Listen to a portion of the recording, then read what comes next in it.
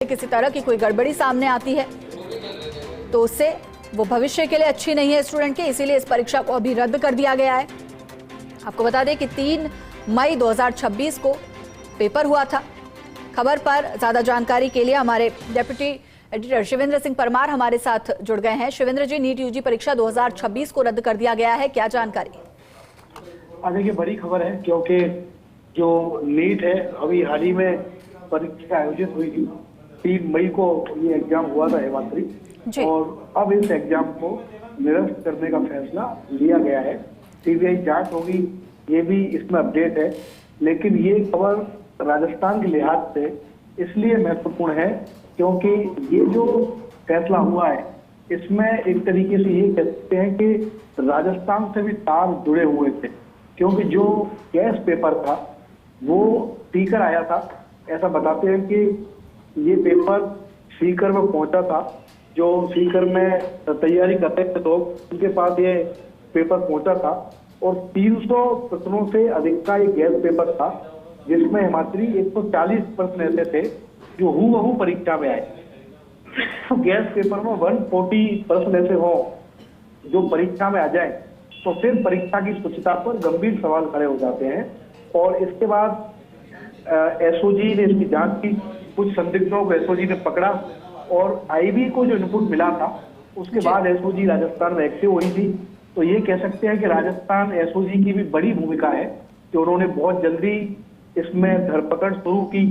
वो कई ऐसे लोगों तक पहुंचे जिनके पास वो गैस पेपर थे, और देहरादून से जो संदिग्ध पकड़े गए थे उसमें एक संदिग्ध सीकर का भी था जिसका नाम राकेश मंडावरिया था, और सीकर में एक जो कोचिंग संस्थान है उससे उसके जो तार थे वो जुड़े होने की बात सामने आई थी।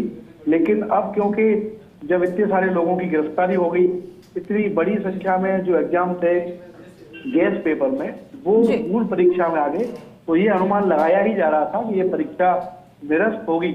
लेकिन ये सही है कि इस परीक्षा ने एक बार फिर तमाम एजेंसियों पर सवाल खड़े कर दिए हैं कि आखिर इतनी बड़ी परीक्षा है मात्री, जिसमें 20 लाख से ज्यादा अभ्यर्थी बैठे हो, जो हिंदुस्तान की सबसे बड़ी परीक्षाएं होती हैं उनमें से एक परीक्षा है नीट की परीक्षा। और इतनी बड़ी परीक्षा, इतनी एजेंसी दम भरती है, इतने लोग दावे करते हैं कि पेपर लीक नहीं होगा, अब हमने कंट्रोल कर लिया, उसके बावजूद इतने बड़े पेपर का लीक होना ये फिर सिस्टम की बड़ी खामी की ओर इशारा करता है कि क्या जो पेपर माफिया है, नकल माफिया है, उसकी पैठ इतनी बड़ी हो गई है कि वो नीट जैसे एग्जाम की शुचिता को भंग कर सकता है, नीट को ही निरस्त करा सकता है। तो तमाम जो एजेंसियां हैं उनको अब नए सिरे से सोचने की जरूरत है। और दूसरा जो एक महत्वपूर्ण फैक्ट है इसमें हिमाद्री, वो ये है कि अब समय आ गया है कि कोचिंग संस्थानों की भूमिका की भी जांच हो, क्योंकि जब भी कोई पेपर लीक होता है कहानी किसी न किसी कोचिंग सेंटर के पास जरूर मंडरा के आती है। सीकर हम सब जानते हैं कि नया कोचिंग हब बन रहा है। कोटा जो पहले कोचिंग हुआ राजस्थान, वहां से बड़ी संख्या में कोचिंग सेंटर सीकर में शिफ्ट हुए हैं। स्टूडेंट्स भी कोचिंग में काफी हैं। तो जो एजेंसी है, सरकार है, उनको कोचिंग सेंटरों की भूमिका भी देखनी पड़ेगी कि आखिर कोचिंग सेंटरों की भूमिका क्यों इन एग्जाम में आ रही है, और क्या जो कोचिंग सेंटर हैं वो वाकई जो स्टूडेंट्स हैं उनके भविष्य के लिए बेहतर है। वो तिकड़म बात करना कि गैस पेपर मंगा लो, पेपर लीक का कोई सिस्टम बैठ जाए, क्योंकि राजस्थान में पहले भी जितने पेपर लीक हुए हैं, चाहे वो एसआई का हो और भी व्याख्याताओं के हो, उसमें किसी ना किसी कोचिंग सेंटर की भूमिका जरूर सामने आई है। तो एजेंसियों को ये इंश्योर करना पड़ेगा कि कोचिंग सेंटरों को भी सही से सैनिटाइज किया जाए, और उन पर जब तक कड़ी कार्रवाई नहीं होगी तब तक मुझे लगता है कि इस तरीके का खेल चलता रहे।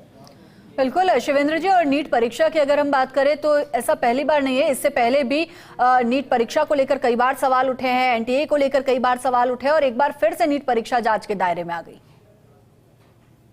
बिल्कुल, और इस बार ये भी है कि इसको गंभीरता से लिया है, क्योंकि मुझे याद नहीं पड़ता कि हाल ही में किसी पेपर लीक की जांच सीबीआई को दी हो। तो सीबीआई को इसकी जांच देना ये बताता है कि जो पूरी जो एजेंसी थी जो इस एग्जाम को हैंडल करती है, और तमाम जो संस्थान थे उनमें काफी हड़कंप की स्थिति है, पैनिक की स्थिति है कि नीट जैसा एग्जाम कैसे कैंसिल हो गया। तो सीबीआई इसकी जांच करेगी और जब सीबीआई जांच करेगी तब ऐसी उम्मीद है कि दूध का दूध और पानी का पानी होगा, क्योंकि एक राज्य से कई राज्यों में इस पेपर लीक माफिया के तार फैले हुए हैं।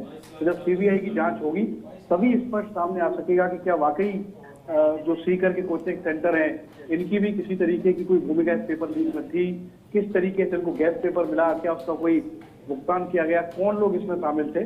उम्मीद है कि सीबीआई की जांच में पूरा संगठित गिरोह ऐसा खुलासा हो सकता है।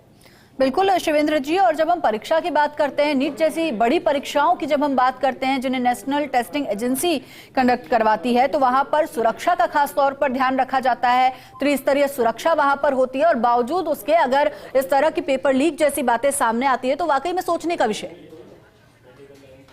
मैंने कहा आपको कि वो स्टूडेंट्स हिमाद्री जो पूरी साल तैयारी करते हैं और सभी स्टूडेंट्स ऐसे नहीं होते जो पेपर लीक पे, नकल पे या डमी पे डिपेंड हो। वो तो बेचारे कर्ज लेकर उनके पेरेंट्स किन मुश्किलों में अपने बच्चों को बाहर भेजते हैं कोचिंग के लिए, तैयारी के लिए, और जब उनको ये पता चलता है कि एग्जाम किसी की गलती से निरस्त हो गया तो इससे बड़ा नुकसान किसी का हो नहीं सकता। और इतनी तकनीकें आ गई, ऐसा कोई राज्य मुझे नहीं लगता हिंदुस्तान में जो पेपर लीक से ग्रसित नहीं हो।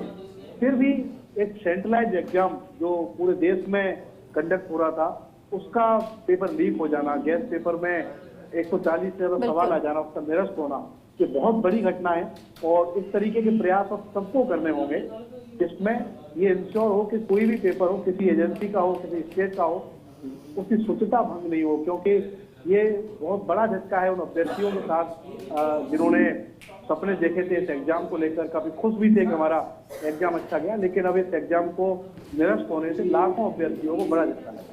बिल्कुल शिवेंद्र जी, और वो चेहरे जो परीक्षा देकर बाहर निकले थे, उत्साहित थे, उन्हें उम्मीद थी कि वो इस परीक्षा को पास कर लेंगे, उनके लिए एक बड़ा झटका है।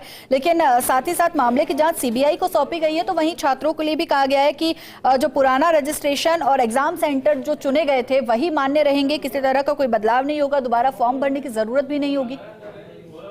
ये सबसे बड़ी चुनौती है कि इस एग्जाम को वापस जल्दी कराया जाए, क्योंकि जब एक लंबा ब्रेक आ जाता है एग्जाम निरस्त होने के बाद दोबारा, तो फिर बड़ा मुश्किल हो जाता है स्टूडेंट के लिए। तो ये बड़ी चुनौती रहेगी कि इसको जल्दी से जल्दी इस एग्जाम को दोबारा से कराया जाए, उन अभ्यर्थियों को फिर मौका मिले जिनकी मेहनत बेकार हो गई है, और इस बार सभी राज्यों में अच्छा समन्वय किया जाए, ये सुनिश्चित हो कि पेपर लीक नहीं हो, तब थोड़ी सी प्रतिष्ठा बच सकती है। अगर देरी हुई इस एग्जाम को कराने में तो फिर स्टूडेंट का विश्वास उठेगा ही बात। बिल्कुल, और शिवेंद्र जी, जिस तरह की स्थितियां बन रही हैं, अब बात सिर्फ पेपर बेचने तक की नहीं होती, बात होती है सवालों को बेचने की, और कुछ ऐसा ही नीट परीक्षा की इस गड़बड़ी में भी देखने को मिल रहा है। और नेशनल टेस्टिंग एजेंसी एनटीए जिसने एग्जाम कराया उसकी भूमिका पर भी गंभीर सवाल खड़े हुए हैं। सवाल इसलिए भी खड़े हुए हैं कि आखिर एक गैस पेपर जो सैंपल पेपर होता है उसमें किस तरीके से 140 सवाल मिल गए। अगर हिमाचली 5, 10, 15 तक मैं मानता हूँ कि सवाल हुआ आ जाए तो फिर चलिए मान सकते हैं कि जो लोग कोचिंग से जुड़े हुए होते हैं उनको इतना अनुभव हो जाता है कि जब एग्जाम होगा, जब पेपर आएगा तो किस तरीके के सवाल हो सकते हैं। लेकिन 140 सवाल मिल जाना ये एक बहुत बड़ी चूक है, बहुत बड़ा फेल्योर है। और जो जिम्मेदार लोग हैं सीबीआई, हम उम्मीद करते हैं कि उनको ढूंढेगी, उन पर कार्रवाई होगी, क्योंकि ये जब तक ये नहीं पता चले कि ये युवा कहाँ से, जब तक मुझे लगता है कार्रवाई का कोई फायदा नहीं। उन लोगों को चिन्हित करने की जरूरत है जो सिस्टम में बैठे हैं। बिना सिस्टम में बैठे हुए लोगों की मदद से पेपर लीक नहीं होता, और इसके तार जुड़े हुए हैं बहुत जगह। केरल में स्टीकर आया था गैस पेपर, देहरादून, उत्तराखंड की इसमें भूमिका है, राजस्थान में तो पेपर आया ही है स्टीकर में, जहाँ एसओजी ने फिर खुलासा किया। तो कई राज्य हैं, और अब जो उम्मीद है वो सीबीआई की जांच पर ही टिकी हुई है कि क्या। बिल्कुल शिवेंद्र जी, यहाँ पर माफी के साथ आपको रोकना चाहूंगी, हमारे लीगल एक्सपर्ट गौरव शर्मा हमारे साथ जुड़ गए हैं, उनसे भी जानेंगे।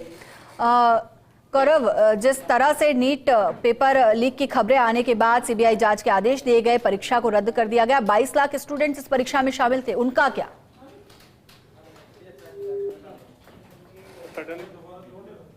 मतलब इस पर काफी सवाल भी उठ रहे हैं, और निश्चित रूप से अब ये मैटर कहीं ना कहीं एक लीगल फॉर्म में बदलेगा, क्योंकि इस निर्णय से वो बच्चे जरूर प्रभावित हुए हैं जिन्होंने पढ़े लिख कर परीक्षाएं दी है। और क्योंकि इससे पहले भी जो नीट परीक्षा को लेकर सवाल उठते रहे हैं और सुप्रीम कोर्ट में भी इस तरीके के मैटर पहुंचे हैं, दिल्ली हाई कोर्ट में इस तरह के मैटर पहुंचे हैं, तो कहीं ना कहीं ये मैटर भी अब सुप्रीम कोर्ट को टच करने वाला है, क्योंकि ये बहुत बड़ा मुद्दा है। इतना बड़ा एक स्कैम हुआ है और उसके बाद ये डिसीजन लिया है। डिसीजन का तो स्वागत है, क्योंकि उन लोगों के लिए जो बच्चे इससे पढ़ लिख कर पास हो रहे हैं उनके लिए तो एक झटका है, लेकिन उन लोगों के लिए जो इस स्कैम को बढ़ा रहे हैं उनको सामने लाने के लिए ये जांच जरूरी है, सीबीआई। लेकिन कहीं ना कहीं ये सवाल लोगों के लिए भी है जिनकी जिम्मेदारी थी एक पारदर्शिता से पेपर कराने की, उनकी यहाँ पर कमी बिल्कुल दिखी है जी। और यहाँ पर गौरव एक चीज और सामने आ रही है कि क्या राष्ट्रीय परीक्षाओं को लेकर जो सुरक्षा के दावे, सुरक्षा की बातें की जाती है, क्या वो इस तरह के डिसीजन से फेल होती नजर आ रही हैं? जी बिल्कुल, ये कोई पहला मुद्दा नहीं, पहला इशू नहीं है जहां इस तरीके का डिसीजन लिया गया है। जैसा हमने अभी सडन देखा था कि ये राजस्थान से जुड़ी परीक्षा के बारे में भी सुप्रीम कोर्ट का एक डिसीजन हुआ था जहां पर परीक्षा रद्द करने का डायरेक्शन दिए थे और काफी लंबी चौड़ी प्रक्रिया के बाद वो परीक्षा रद्द की गई।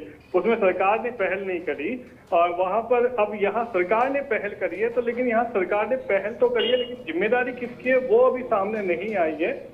तो ये एक बड़ी चिंताजनक बात है और ये कि हम एक पारदर्शी से परीक्षा जो कराने का हम दावा करते हैं वो एक खोखला साबित हुआ है। उन बच्चों के साथ बड़ा धोखा हुआ है जिन्होंने इस परीक्षा के माध्यम से अपने भविष्य को चुना था। अब उन्हें दोबारा से प्रिपरेशन करनी पड़ेगी और एक इतने बड़े स्तर पर अगर ये लीक हो रहा है तो ये बहुत बड़ा बच्चों के भविष्य के साथ धोखा है जी।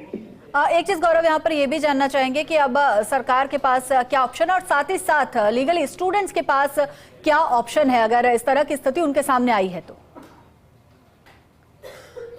अगर परीक्षा का ये डिसीजन ये इन्होंने सरकार का निर्णय है, सरकार के निर्णय को जिस तरीके से सबके सब राइट्स होते हैं तो एक कॉमन प्रोसीजर है कि वो अपने राइट्स को लेकर कोर्ट के दरवाजे पर जाएं और परीक्षा रद्द नहीं करने की अपील करें।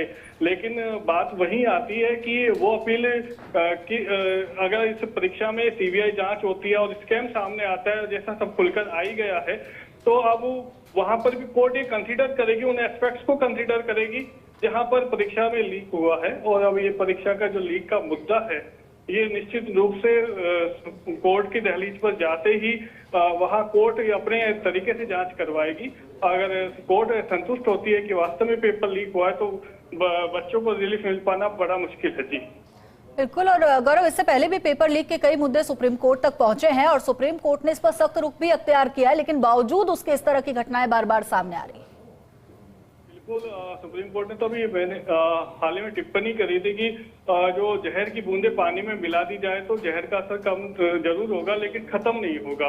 तो इसी तरीके से ये जो पेपर लीक का इशू है, ये जो जिन बच्चों के साथ धोखा हुआ है, जिन लोगों के साथ बच्चों के साथ खिलवाड़ हुआ है, उनके लिए तो ये बड़ा धोखा ही, साथ ही उन माँ बापों के लिए भी बड़ा धक्का है जो अपने बच्चों के भविष्य को संवारने के लिए सपना संजो रहे हैं। और भारत में, अपने देश में इस तरह के परीक्षा लीक का इशू आए दिन सामने आ रहा है। ये एक पेचीदा विषय है क्योंकि जहां सरकारें ये दावा करती हैं कि सब कुछ हम अच्छे तरीके से कर रहे हैं, वहां पर ये बार बार होना एक प्रायोजित माफिया और सरगनाओं का जुड़ा होना जरूरी है। और सुप्रीम कोर्ट ने बार बार टिप्पणी भी करी है कि जब तक बड़े मगरमच्छों पर कार्रवाई नहीं होगी तब तक इस तरीके के स्कैम होते रहेंगे जी। गौरव, नीट जैसे अन्य मामलों को भी देखें तो क्या जो कोर्ट है वो इस पर स्वप्रेरित प्रसंज्ञान ले सकता है छात्र हित के लिए?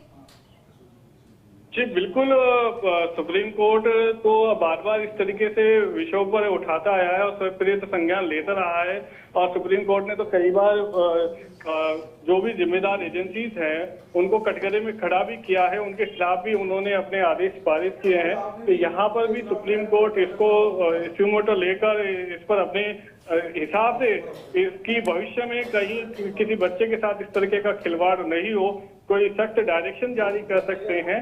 और लेकिन वो अभी क्योंकि सब कुछ भविष्य के दायरे में है, केंद्र ने अब डिसीजन ले लिया है और अब केंद्र के निर्णय के बाद ही अब बच्चों के पास ऑप्शन है कि वो सुप्रीम कोर्ट जाएं या उनके अभिभावक के पास ऑप्शन है कि वो किसी दो और दरवाजे को खटखटाए।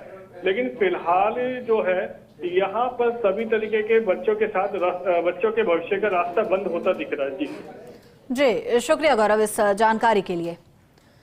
तो ऐसे में पेरेंट्स के पास, बच्चों के पास एक ऑप्शन है कि वो कोर्ट का रुख कर सकते हैं, लेकिन फिलहाल के लिए ये बड़ा अपडेट है कि नीट यूजी परीक्षा को रद्द कर दिया गया है। नीट यूजी 2026 का ये बड़ा अपडेट, 3 मई को ये परीक्षा आयोजित हुई थी जिसे अब रद्द कर दिया गया है। जांच एजेंसियों से मिले इनपुट और गड़बड़ी की आशंका के बाद सरकार की मंजूरी से ये बड़ा फैसला लिया गया है। अब परीक्षा को दोबारा करवाया जाएगा, लेकिन परीक्षा की तारीख क्या होगी ये अभी तक घोषित नहीं है, ये अभी तक डिसाइड नहीं है। सरकार ने पूरे मामले की जांच सीबीआई को सौंप दी है। एनटीए ने कहा है कि छात्रों का पुराना रजिस्ट्रेशन, चुने गए एग्जाम सेंटर मान्य रहेंगे, दोबारा फॉर्म भरने की जरूरत नहीं होगी और किसी तरह की कोई अतिरिक्त फीस भी स्टूडेंट से नहीं ली जाएगी। साथ ही जमा की गई फीस छात्रों को वापस करी जाएगी। तो ऐसे में साथ ही एनटीए, नेशनल टेस्टिंग एजेंसी ने अभिभावकों से, छात्रों से अपील की है कि वे सिर्फ आधिकारिक जानकारी पर भरोसा करें, अफवाहों से दूर रहें। लेकिन कई बड़े सवाल इस परीक्षा के रद्द होने के बाद खड़े होते हैं कि सबसे पहला तो इसे रद्द करने की सबसे बड़ी और प्रमुख वजह क्या रही। एनटीए की परीक्षा प्रणाली पर लगातार सवाल खड़े हो रहे हैं। छात्रों के भविष्य और मानसिक दबाव की अब जिम्मेदारी कौन लेगा, क्योंकि वो स्टूडेंट्स जो 3 मई को पेपर देकर बाहर निकले थे, जिनके चेहरों पे हंसी थी, एकदम से इस खबर के आने के बाद उनके चेहरे पर मायूसी छा गई। उनके भविष्य को लेकर, के मानसिक दबाव को लेकर जिम्मेदारी कौन लेगा? क्या एनटीए जिम्मेदारी लेगा, सरकार जिम्मेदारी लेगी, कौन जिम्मेदारी लेगा? और इससे पहले भी सुप्रीम कोर्ट जब सख्त रुख अख्तियार कर चुका है, तो इस तरह की गड़बड़ियां बार बार क्यों सामने आती हैं? पेपर लीक रोकने को लेकर जो दावे भरे जाते हैं, उन दावों की पोल इस तरह की जब खबरें सामने आती है तो वो खोलती नजर आती हैं। और साथ ही एक बड़ा सवाल ये कि बार बार पेपर लीक, पेपर्स में गड़बड़ी, इस तरह की घटनाओं को रोकने के लिए सरकार क्या बड़ा कदम उठाएगी, क्योंकि लाखों स्टूडेंट्स के भविष्य का सवाल है। उन 22 लाख स्टूडेंट्स के भविष्य का सवाल है जो नीट यूजी 2026 की परीक्षा में बैठे थे, जो पंजीकृत थे। उनके भविष्य को लेकर या आने वाले समय में इस तरह की गड़बड़ियां सामने न आए, पेपर लीक की घटनाएं न घटे, सरकार किस तरह का निर्णय लेगी, क्योंकि अब सख्त कानून की आवश्यकता है, सख्त निर्णय लेने की आवश्यकता है, ताकि छात्रों के भविष्य के साथ किसी तरह का कोई खिलवाड़ न हो।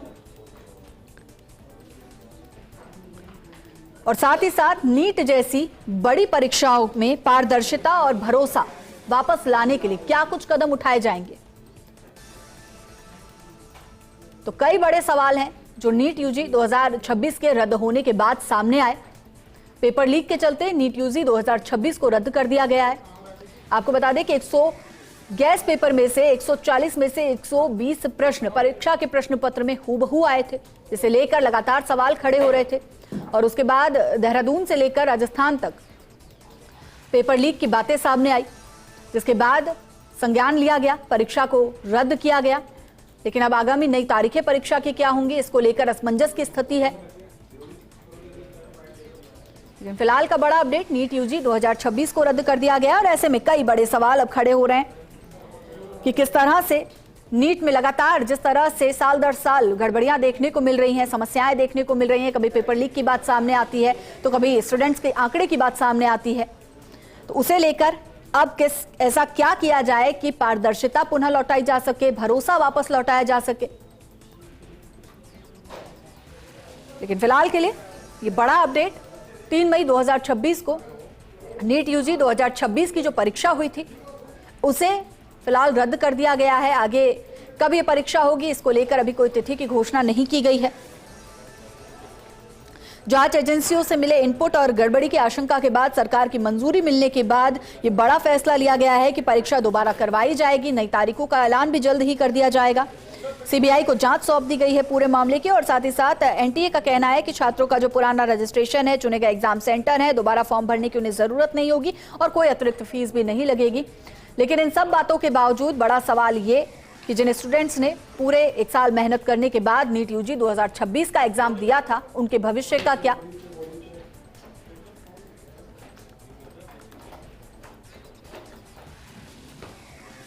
और चलिए न्यूज रूम से हमारे साथ हमारे deputy editor Shivendra Singh Parmar live जुड़ चुके हैं। शिवेंद्र जी, लगातार हम ये बात कर रहे हैं कि नीट यूजी परीक्षा 2026 को रद्द कर दिया गया, उसके लिए जांच बैठा दी गई, सीबीआई जांच की बात यहां पर सामने आ गई। लेकिन सबसे बड़ा ये सवाल कि उन छात्रों के भविष्य का क्या, उन 22 लाख स्टूडेंट्स के भविष्य का क्या जिन्होंने ये परीक्षा दी थी? देखिए, बहुत निराशा है उन स्टूडेंट्स में जो लंबे समय से इस एग्ज़ाम के लिए तैयारी कर रहे थे, और ऐसे स्टूडेंट जो ईमानदारी से इस एग्ज़ाम के लिए तैयारी कर रहे थे वो काफ़ी खुश भी थे कि अच्छा उनका एग्ज़ाम गया।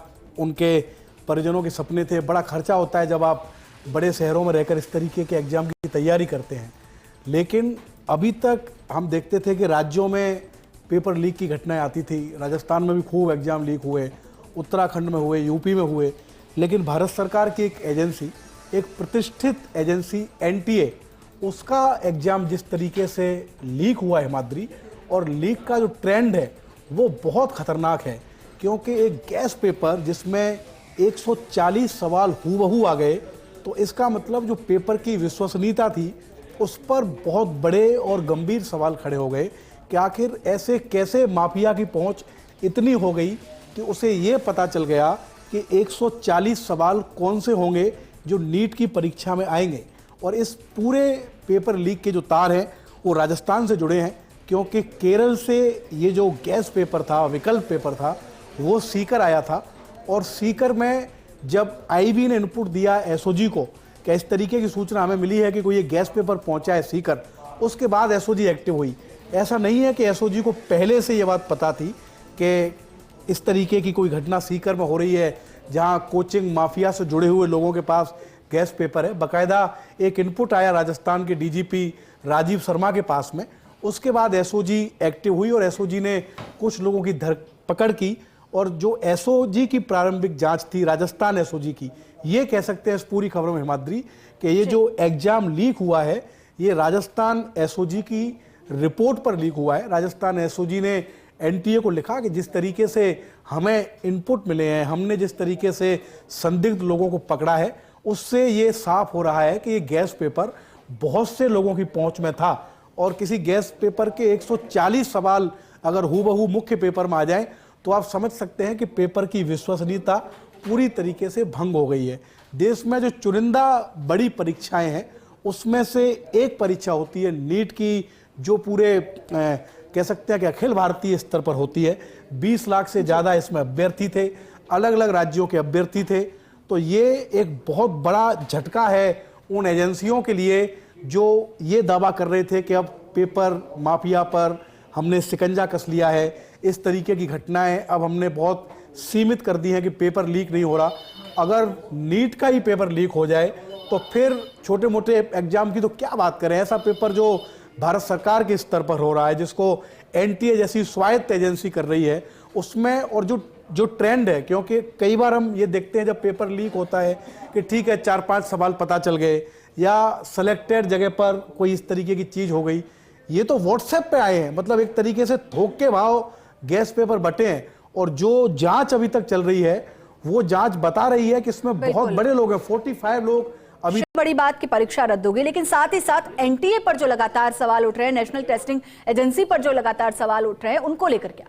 देखिए, एनटीए पर सवाल इसलिए उठ रहे हैं, जैसा मैंने कहा कि जो पेपर लीक होने का ट्रेंड है वो बहुत खतरनाक ट्रेंड है, और अगर नीट जैसी परीक्षा इस वजह से निरस्त हुई है, रद्द हुई है कि लोगों के पास इसका गैस पेपर पहुंच गया जिसमें 140 सवाल थे, तो फिर जो पूर्व की परीक्षाएं हैं उन पर भी गंभीर सवाल खड़े होंगे, क्योंकि कई चीज़ तो ऐसी हैं जो जांच एजेंसियों के इनपुट से पता चल जाता है। अगर मान लीजिए किसी एग्जाम में आप पता ही नहीं कर पाओ कि इस तरीके की गड़बड़ी हुई है और वो एग्जाम पहले कंडक्ट हो चुके हैं, तो फिर उन पर भी गंभीर सवाल खड़े हुए हैं।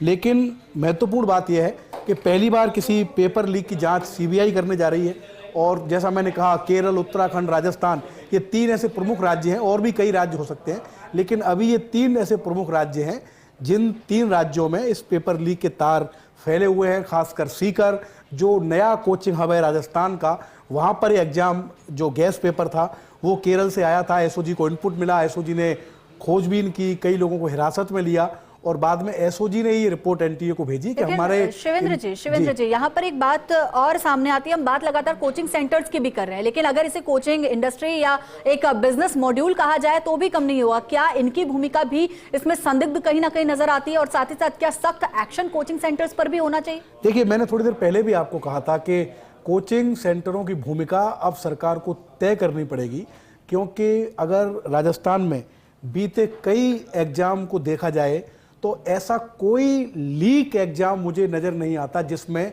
किसी न किसी कोचिंग संचालक की भूमिका नहीं आई हो। किसी भी तरह से, चाहे प्रत्यक्ष तौर पर हो या अप्रत्यक्ष तौर पर हो, कोई ना कोई कोचिंग सेंटर किसी न किसी पेपर लीक में जरूर शामिल होता है। हमने जयपुर में भी देखा, सीकर में देखा। देखिए नीट कितना बड़ा एग्जाम है जो पूरे देश स्तर पर हुआ, लेकिन उसका अगर गैस पेपर केरल से कहीं आया तो सीकर में आया। सीकर में क्यों आया?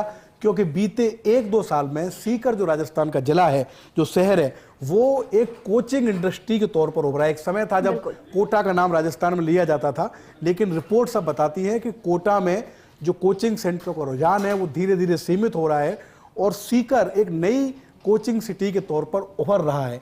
ये बहुत चिंता की बात है कि जो गैस पेपर आया, जो लोग पकड़े गए हैं, उनकी भूमिका कहीं ना कहीं जो मिल रही है वो हिमाद्री मिल रही है। कहीं ना कहीं उनकी जो भूमिका पता चल रही है वो कोचिंग सेंटरों के साथ पता चल रही है। तो ये बहुत गंभीर बात है।